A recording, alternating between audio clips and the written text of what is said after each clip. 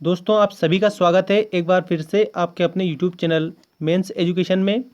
आज मैं 12वीं कक्षा की प्रश्न बैंक आपको बताने वाला हूं और इसका पहला जो पार्ट है वो मैंने आपको बता दिया है। पार्ट 1 हमारा कंप्लीट हो चुका है और पार्ट 1 के बाद में आज ये पार्ट 2 है। इसमें आपको क्वेश्चन बताऊंगा, याद रखना, क्योंकि क्वेश्चन बैंक है, सारी क्वेश्चन बैंक है, तो इसमें जितने भी क्वेश्चन हैं वो आपकी प्री बोर्ड परीक्षा और जो बोर्ड परीक्षा है उसके लिए मोस्ट इम्पोर्टेंट है। और ये जो प्रश्न बैंक है ये माध्यमिक शिक्षा मंडल भोपाल के द्वारा जारी की गई है। एक पार्ट हो चुका है, ये दूसरा पार्ट है। और जो पहले वाला पार्ट हुआ है उसमें आप उसकी मैं जो प्ले लिस्ट बना रखी है उसमें देख सकते हैं और इसकी लिंक भी मैं डिस्क्रिप्शन में दे दूंगा, तो जाकर आप देख सकते हैं उस वीडियो को भी। और ये नेक्स्ट पार्ट है जिसमें गद्य खंड रहेगा हमारा, प्रश्न बैंक सत्र 2020-21 कक्षा 12वीं विषय हिंदी विशिष्ट मध्य प्रदेश। तो इसमें जो पहला खंड है वो हो चुका है और इसके बाद में जो नेक्स्ट खंड है जो रहेगा हमारा गद्य खंड वो मैं आपको बताऊंगा आज। दोस्तों एक मैं रिक्वेस्ट करना चाहता हूं, अगर आपने चैनल को सब्सक्राइब नहीं किया है तो चैनल को ज़रूर सब्सक्राइब करना, क्योंकि जो आने वाली अपडेट है आपको मिलती रहेगी। ठीक है, और देख सकते हैं आप, मैं आपको बता दूं कि पहले हमने पद्य खंड देखा था, पद्य खंड के सारे जो क्वेश्चन थे वो कंप्लीट हो चुके हैं और अब हम देखेंगे गद्य खंड से। ठीक है, तो ये गद्य खंड यहाँ से स्टार्ट है, देख सकते हैं आप। चलिए स्टार्ट कर लेते हैं और एक नंबर के क्वेश्चन देखते हैं सबसे पहले, जैसे 1 मार्क्स वाले क्वेश्चन। पहला देखिए, सुप्रसिद्ध उपन्यास चंद्रकांता संतति के उपन्यासकार हैं तो प्रेमचंद, यशपाल, देवकीनंदन खत्री या वृंदावन लाल वर्मा। इनमें से करेक्ट जो है वो आपको बताना है। इसके बाद में अगला देखिए, प्रेमचंद की कहानियाँ 8 खंडों में प्रकाशित है, इंदुमती के, मानसरोवर के, सरस्वती के या प्रताप के। हाँ, इसमें ये क्वेश्चन बैंक है, ये मैं आपको बता दूं, क्वेश्चन बैंक है इसलिए सारे क्वेश्चन हैं। ठीक है, आंसर नहीं है दोस्तों, ये मैं पहले ही बता दूं, क्वेश्चन है और यही क्वेश्चन आपकी प्री बोर्ड और बोर्ड परीक्षा में पूछे जाएंगे, तो आप क्वेश्चन को याद कर लेना। इसके बाद में अगला देखिए, आचार्य शुक्ल ने भय के रूप बताए हैं 1, 2, 5 या 6। आने वाली विपत्ति का पूर्ण निश्चय होता है, कब होता है ये आपको बताना है। नए मेहमान एकांकी के अंत में आने वाला आगंतुक कौन था, विश्वनाथ, नन्हेमल, रेवती का भाई या फिर बाबूलाल। ये सही विकल्प इतने कंप्लीट हुए 5। इसके बाद में अगले सही विकल्प हम देखते हैं। अगले सही विकल्प आपके ये इस प्रकार हैं। 6 नंबर वाला देखिए, अच्छे अध्यक्ष के दिमाग की हालत इस चटनी की तरह हो जाती है, 9 रत्न चटनी, द्विरत्न चटनी या पंचरत्न चटनी या सप्तरत्न। तो जो अच्छे अध्यक्ष के दिमाग की जो हालत है वो 9 रत्न चटनी के समान हो जाती है, तो इसका ऑप्शन नंबर आ करेक्ट होगा। सभी विषय पर बोलने वाले को कहा जाता है पेशेवर अध्यक्ष, रेडीमेड अध्यक्ष, पुराना अध्यक्ष या नए अध्यक्ष। अगला देखिए, अध्यक्ष महोदय निबंध साहित्य की इस विधा में लिखा गया है, कहानी, व्यंग, उपन्यास या फिर नाटक। नेक्स्ट क्वेश्चन इस प्रकार है, अध्यक्ष बनने वाले प्रायः सिलवा लेते हैं, जो अध्यक्ष बनते हैं वो प्रायः क्या सिलवा लेते हैं, कुर्ता, शेरवानी, सपारी या फिर अंगरखा। इसके बाद में अगला देखिए, अगला आपका इस प्रकार है, असल प्रकाश तो हमारे जीवन में छुपा हुआ है, यहाँ असल प्रकाश का अर्थ क्या है, विनाश का प्रकाश, सृजन का प्रकाश, सूर्य का प्रकाश या फिर विद्रोह का प्रकाश। तो इसका जो करेक्ट आंसर है वो याद रख लें, सृजन का प्रकाश होगा। तात्या टोपे का विश्वसनीय मित्र था विक्रम सिंह, जय सिंह, विजय सिंह या भान सिंह। युद्ध में बुद्ध ने यशोधरा से शिक्षा में मांगा था, चिरमिलन, चिरवियोग, चिरचिंतन या चिरहास्य। गजधर बाबू खुश थे सेवानिवृत्ति पर, परिवार से मिलने की उत्सुकता पर, मकान खरीदने पर या फिर गणेशी से दूर होने पर। इसके बाद में अगला देखिए, हमारी स्मृति में स्थायी होते हैं अतीत के अनुभव, बचपन के अनुभव, युवा अवस्था के अनुभव या फिर वृद्धावस्था के अनुभव। इसके बाद में अगला आपका इस प्रकार है, फिर हम देखेंगे रिक्त स्थानों की पूर्ति, और यही रिक्त स्थान आपको कंप्लीट करने हैं जो इसमें बताए गए हैं। ठीक है, देख सकते हैं आप। गीता के संबंध विनोबाजी ने निम्न से परे हैं, तर्क से, आत्मा से, विश्वास से या फिर कर्तव्य से। आइए अब देख लेते हैं, रिक्त स्थानों की पूर्ति कीजिए। सभी रिक्त स्थान आप अच्छी तरह से हल करेंगे। चलिए दोस्तों देखते हैं रिक्त स्थान। आपको इन्हीं रिक्त स्थानों को याद करना है और याद रखें ये गद्य खंड के रिक्त स्थान हैं। गद्य खंड में चाहे कितने भी रिक्त स्थान दिए हो आपकी बुक में, लेकिन आपको ये जो रिक्त स्थान मैं बता रहा हूँ आपको सिर्फ 12 रिक्त स्थान याद करने हैं। और क्योंकि ये प्रश्न बैंक में बताए गए हैं और इस प्रश्न बैंक के आधार पर ही आपका वार्षिक परीक्षा का और प्री बोर्ड परीक्षा का पेपर रहेगा।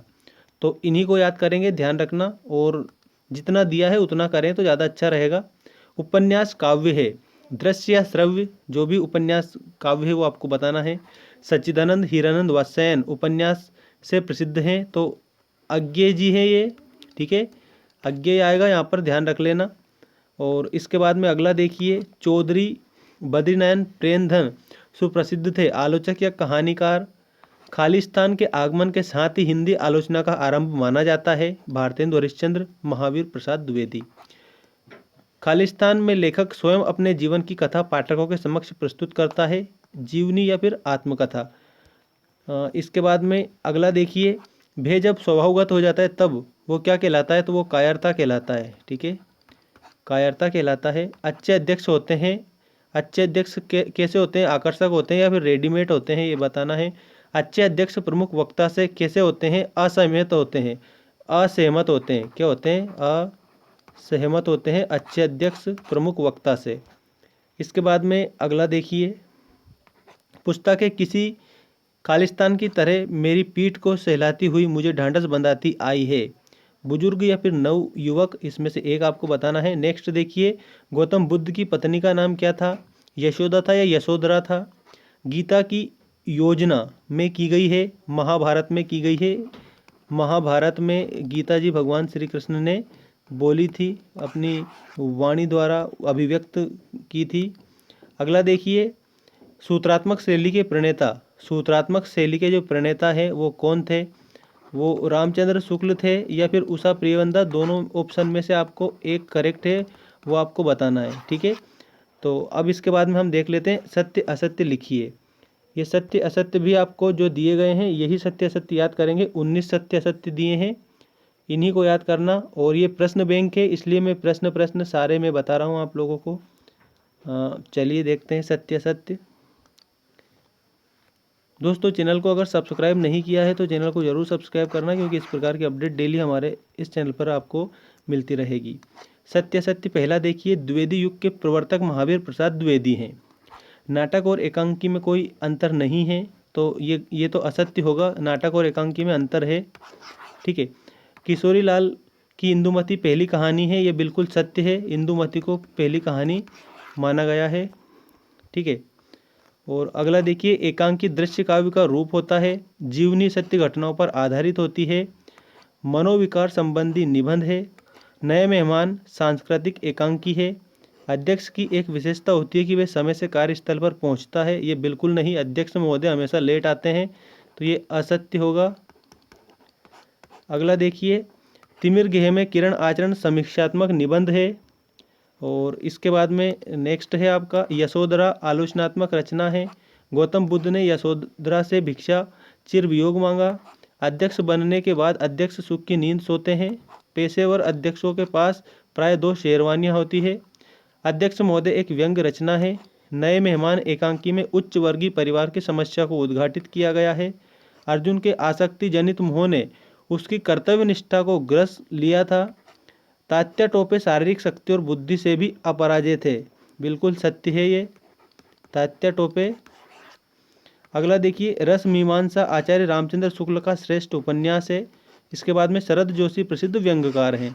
ये आपके सत्य असत्य हैं। और जो गद्य खंड में जितने भी मैंने आपको ये सत्य असत्य बताएं, आपको इन्हीं सत्य असत्य को याद करना है, इसके अलावा एक भी अलग से नहीं याद करना है, क्योंकि दिए ये गए हैं। और इतनी सारी सुविधा आपको कोविड-19 के चलते दी गई है, ये भी आप समझ लें। अब सही जोड़ी देखिए, गद्य खंड की ये जो सही जोड़ी है ये आपकी इस प्रकार है, आत्मकथा के क्षेत्र से निकली विधा। इसके बाद में लेखक के व्यक्तित्व की झलक किसमें मिलती है। इसके बाद में अगला है, हिंदी गद्य साहित्य की धरोहर। साक्षात्कार विधा मूल रूप से देन है। यशोधरा के रचयिता, मध्यम वर्गीय परिवार की समस्या, महानगरों में समस्या होती है, मनोविकार का विवेचन, और रुकोगी नहीं राधिका। इसके बाद में डॉक्टर श्याम सुंदर दुबे। तो ये सही जोड़ी आपको याद करना है। निबंध है या फिर संस्मरण है, कविता है, नए मेहमान, रघुवीर, तो ये आपको अच्छे से कंप्लीट करना है। अब सही जोड़ी के बाद में हम बात करते हैं, एक शब्द या एक वाक्य में उत्तर दीजिए।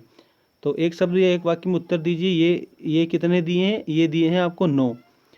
ठीक है, इसके बाद में आपके 2 नंबर वाले प्रश्न रहेंगे, ऐसे प्रश्न जो 2 मार्क्स के आएंगे आपकी वार्षिक परीक्षा में और प्री बोर्ड परीक्षा में। चलिए देखते हैं।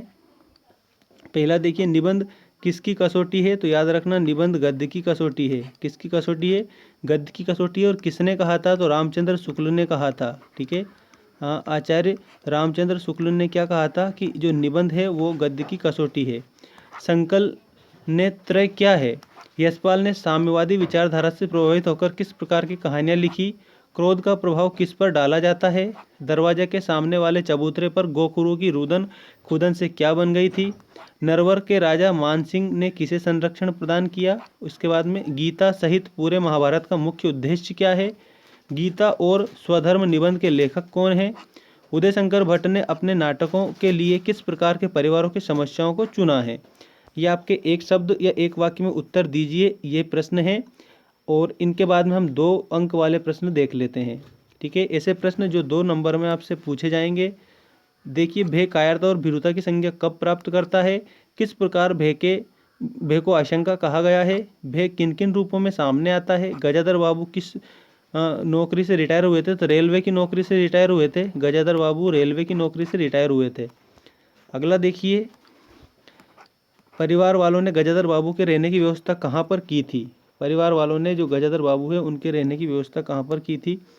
इसके बाद में गजाधर बाबू ने अपनी नौकरी में कितने वर्ष अकेले व्यतीत किए थे? अगला देखिए, गजाधर बाबू के स्वभाव की 2 विशेषताएं आपको बताना है। और इसके बाद में मकान छोटा होने के कारण विश्वनाथ किस बात से आशंकित था? नए मेहमान किस शहर से आए थे? नए मेहमान किस शहर से आए थे, ये इसमें बताना है।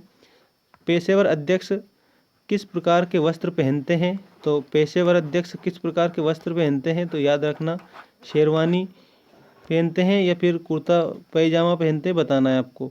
अध्यक्ष को गंभीर किस्म का प्राणी क्यों कहा गया है? पुराने अध्यक्ष की शेरवानियों से किस प्रकार की गंध आती है? लेखक का बचपन कहाँ पर गुम हो गया था? इसके बाद में अगला देखिए, खेत में किस चीज़ को ढूंढ लेना परम सुख की प्राप्ति जैसा था? घर खुलते ही लेखक को कैसा लगने लगा? मेजर मीड ने तात्या टोपे को पकड़ने के लिए क्या सुझाव दिया? अजीमुल्ला किस क्रांतिकारी देशभक्त के सहायक थे? तात्या टोपे को किस गुप्त स्थान पर रखा गया था? राज महिलाओं का अपहरण कराने में किसका हाथ था? यशोधरा दुखी क्यों थी? जीवन सागर के मंथन से निकले चिर वियोग के हलाहल को किसने पिया था? तो ये भगवान शंकर ने पिया था। ठीक है, अगला देखिए, गौतम कहाँ चले गए थे? गौतम बुद्ध ने यशोधरा से भिक्षा में क्या मांगा था? अर्जुन के स्वभाव में कौन सी वृत्ति विद्यमान थी? किसने श्री कृष्ण से अपना सारथी स्वीकार कराया? युद्ध में आज स्वजन संबंधियों की कितनी पीढ़ियाँ एकत्रित हुई थी? इसके बाद में अगला देखिए, इसके बाद 4 नंबर वाले प्रश्न देखेंगे। अर्जुन के मन में कौन सा भाव उत्पन्न हो गया था? रिपोर्ताज से क्या आशय? रिपोर्ताज की 3 विशेषताएं बतानी है। रिपोर्ताज की कितनी विशेषताएं बतानी है?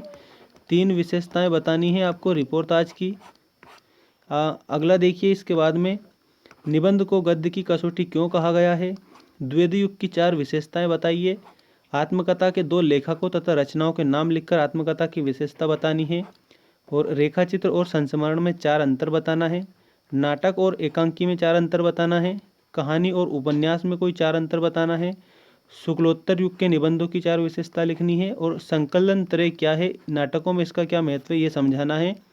और इसके बाद में निबंध की सर्वमान्य परिभाषा देते हुए उसकी 3 प्रमुख शैलियों का नाम आपको लिखना है। अब मैं आपको 4 अंक वाले क्वेश्चन बताऊंगा और ये जो 4 अंक वाले क्वेश्चन है इसके बाद में सहायक वाचन स्टार्ट हो जाएगा, जो अगले वीडियो में आपको बता दूंगा मैं। ठीक है, सहायक वाचन स्टार्ट होगा जो आपको अगले वीडियो में मैं बताऊंगा। चलिए देखते हैं प्रश्न नंबर 1। ये 4 नंबर वाले प्रश्न है, मोस्ट इंपॉर्टेंट है, very very most important question है। आप इन्हीं को याद करेंगे जो इसमें बताया गया है।